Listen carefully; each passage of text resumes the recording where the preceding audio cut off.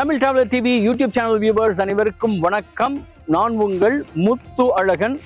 இன்றைக்கு நாம திருவள்ளூர் மாவட்டம் காரணி நிசாம்பட்டு கிராமத்தில் அமைந்துள்ள அருள்மிகு பர்வதவர்தினி உடனுரை திரு ராமலிங்க ஈஸ்வர சுவாமி திருக்கோவில். சிவ திரு லோகநாதன் அவர்கள் அழைப்பின் பேரில் சென்னை வில்லிவாக்கம் எனும் வில்வவனம் பாக்கம் ரயில் நிலையத்தில் இருந்து காலை 6:17 மணிக்கு வரவேண்டிய தொடருந்து 7 நிமிட தாமதத்தில் முதலாம் நடைமேடை வந்தடைந்தது.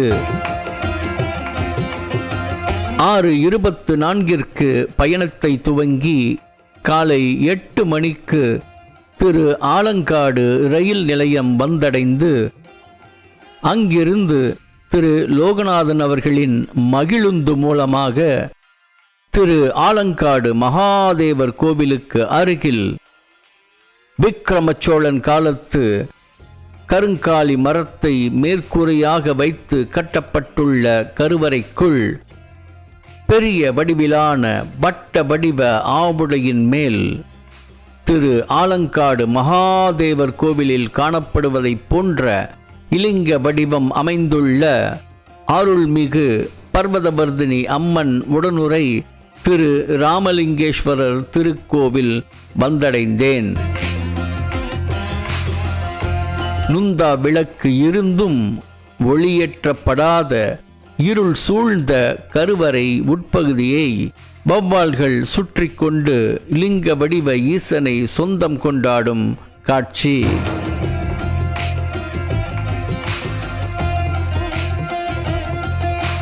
பச்சை பசேலென சுற்றுப்புறம் கொண்ட இயற்கையுடன் இணைந்த எந்த பெரிய எதிர்பார்ப்பும் இல்லாத பெரிய மனம் கொண்ட மனிதர்கள் வாழும் காரணி நிசாம்பட்டு கிராமம்.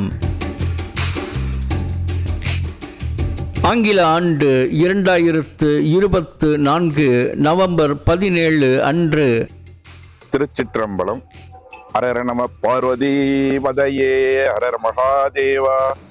சிவ திரு ஞானசேகரன், சிவ திரு வெங்கடேசன் மற்றும் சிவ திரு தணிகைவேல் போன்ற நல்ல உள்ளங்கள் இணைந்து நடத்தும் ஆதிசிவம் உழவாரப்பணி குழுவின் சார்பில் நடைபெற்ற உழவாரப்பணி மூலம் இக்கோவில் புத்துணர்ச்சி பெற்றாலும் மீண்டும் செடி கொடிகள் மண்டி காணப்படுகின்றன.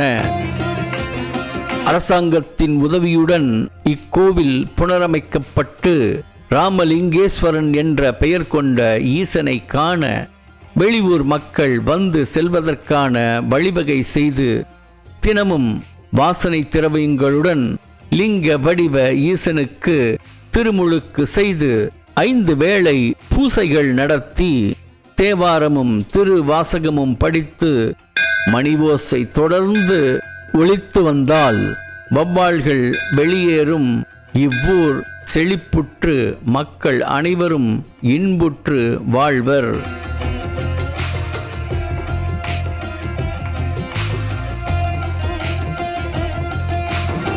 இத்திருக்கோவிலில் இருந்து திரு ஆலங்காடு மகாதேவர் கோவில் செல்வதற்கான சுரங்கப்பாதை இருந்ததாகவும் சொல்லப்படுகிறது.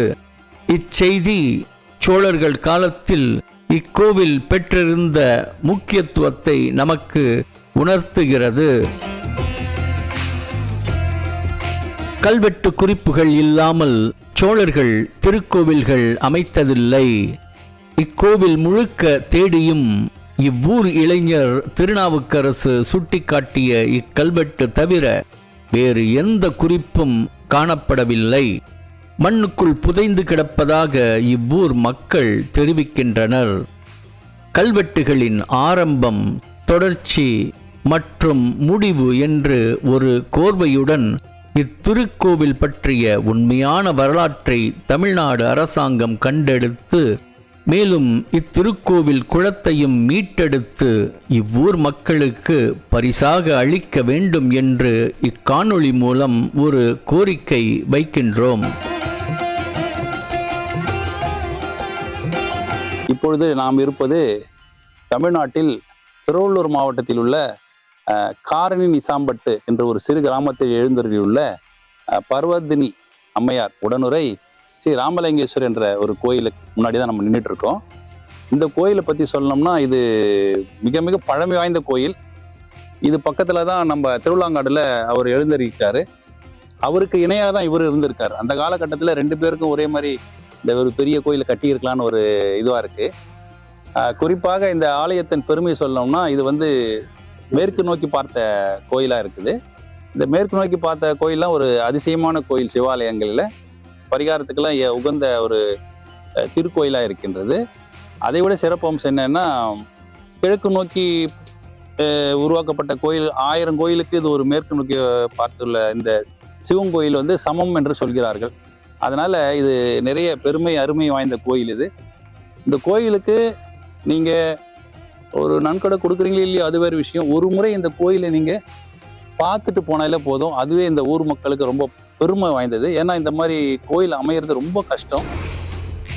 சிவனடியார்கள் மட்டுமன்றி அனைவரும் கட்டாயம் வந்து பார்த்து வணங்கி செல்ல வேண்டிய மேற்கு பார்த்த கருவறை அமைப்புடன் ஈசன் குடிகொண்டுள்ள திருக்கோவில்.